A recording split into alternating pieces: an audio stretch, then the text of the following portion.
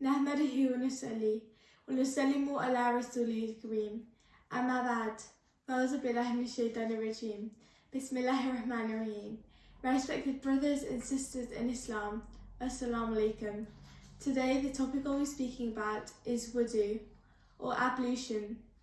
It's not just a physical act of purification in Islam, but a deeply spiritual practice that holds great significance. It is a key part of our daily worship, and it serves as a reminder of our connection to Allah subhanahu wa ta'ala. The act of performing wudu, it prepares the believer not only for prayer, but also purifies the heart and the soul, washing away sins and offering spiritual renewal. In both the Quran and the Hadith, the virtues of wudu are emphasized, teaching us that it is a means of seeking closeness to Allah subhanahu wa ta'ala, a source of light on the Day of Judgment, and a way to maintain purity in both the body and the spirit. Through wudu, we are reminded of the importance of cleanliness, discipline, and devotion in our relationship with Allah subhanahu wa ta'ala. Starting off with Surah 5, verse 6 from the Holy Quran, Allah subhanahu wa ta'ala says, يا أيها الذين آمنوا إذا قمتم إلى الصلاة فاغسلوا وجوهكم وأيديكم إلى المرافق وامسحوا برؤوسكم وأرجلكم إلى الكعبين. Meaning, O believers, when you rise up for prayer, wash your faces and your hands up to the elbows. Wipe your heads and wash your feet to the ankles. And if you are in a state of full impurity, then take a full bath. But if you are ill or on a journey, or have relieved yourselves, or have been intimate with your wives and cannot find water, then purify yourselves with clean earth by wiping your face and your hands. It is not Allah subhanahu wa ta'ala's will to burden you, but to purify you and complete His favour upon you, so perhaps you will be grateful. Surah Al-Ma'idah verse 6, it provides clear guidance on the ritual of purification required for prayer, emphasising the importance of physical and spiritual cleanliness. This verse outlines the necessary steps for wudu, or otherwise known as ablution, which includes washing the face, the hands, wiping the head, and washing the feet up to the ankles.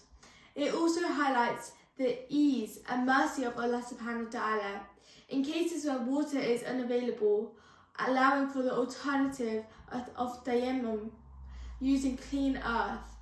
This guidance serves as a reminder that purification is not only a physical act, but also a means of spiritual reward.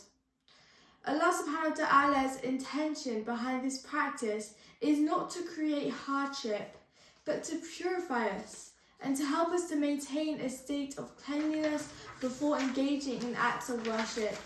Through wudu, believers are reminded of the significance of purity in their relationship with Allah subhanahu wa ta'ala. Moving on to hadith. عن أبي هريرة رضي الله تعالى عنه قال إني سمعت النبي صلى الله عليه وسلم يقول إن أمتي يدعون يوم القيامة غير محجلين من أثار الوضوء فمن استطاع منكم أن يطيل غرته فليفعل. On the authority of Abu Hurairah, may God be pleased with him, he said, I heard the Prophet, peace and blessings of God be upon him, say, on the day of resurrection, my nation will be called white, discoloured by the effects of ablution. Whoever of you is able to lengthen his bangs, let him do so. This narration from Abu Hurairah, may Allah be pleased with him, it beautifully highlights the special distinction of the Prophet Muhammad's peace and blessings be upon him, his followers on the day of resurrection. He states that on the day, the members of the Prophet's nation will be recognized by the marks left by wudu, as their limbs will shine with the radiance from this act of purity. The Prophet encourages his followers to lengthen the marks of their ablutions as much as possible, which refers to performing wudu thoroughly and with care. This hadith emphasizes the significance of wudu, not only as a physical purification for prayer, but also as a means of gaining recognition and reward in the hereafter. It serves as a reminder to take this act of worship seriously, striving for excellence in our purification, and to stand out with the light of faith and devotion on the day of judgment. Another hadith narrates, on the authority of Umar ibn al-Khattab, may Allah be pleased with him, he said, the Messenger of Allah, may Allah bless him and grant him peace, said, there is none among you who performs ablution and completes it or does it perfectly, then says, I bear witness that there is no God but Allah and that Muhammad is the servant and the messenger of Allah subhanahu wa ta'ala, but the 8 gates of paradise will be opened for him, and he may enter through whichever one he wishes.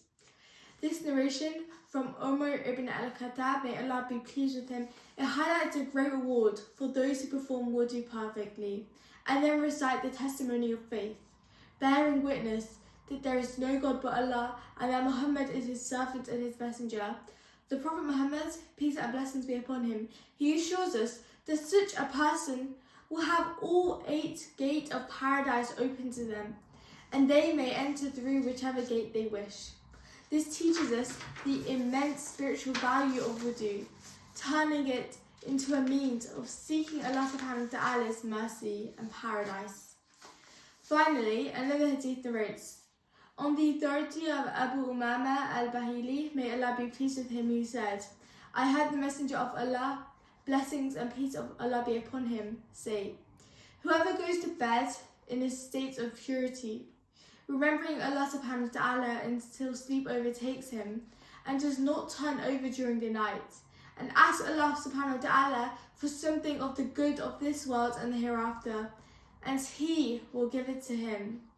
This narration from Abu Umama al-Bahili, may Allah be pleased with him, it highlights the blessings of going to bed in a state of purity and remembering Allah subhanahu wa ta'ala until sleep overtakes you.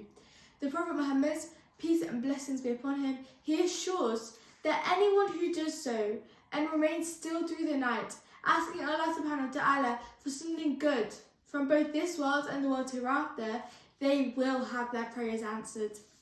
This hadith, it emphasizes the power of remaining in a state of remembrance and purity, even at night, showing how such moments can become a means to seek Allah subhanahu wa ta'ala's mercy and his blessings in our lives.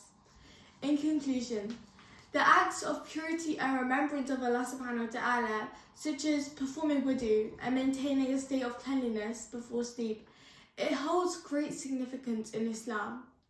These simple yet powerful practices, they not only prepare us for acts of worship, but they also bring us closer to Allah subhanahu wa ta'ala, earning his mercy and his blessings. The hadiths, they remind us that even in our daily routines, such as going to bed, we can draw nearer to Allah subhanahu wa ta'ala by being mindful of our purity and continuously seek his help and his guidance. May we all strive to incorporate these acts into our lives, seeking both the good of this world and the world hereafter. وَمَا عَلَيْنَا إِلَّا الْبَلَاغُ الْمُبِينُ. Thank you so much for listening.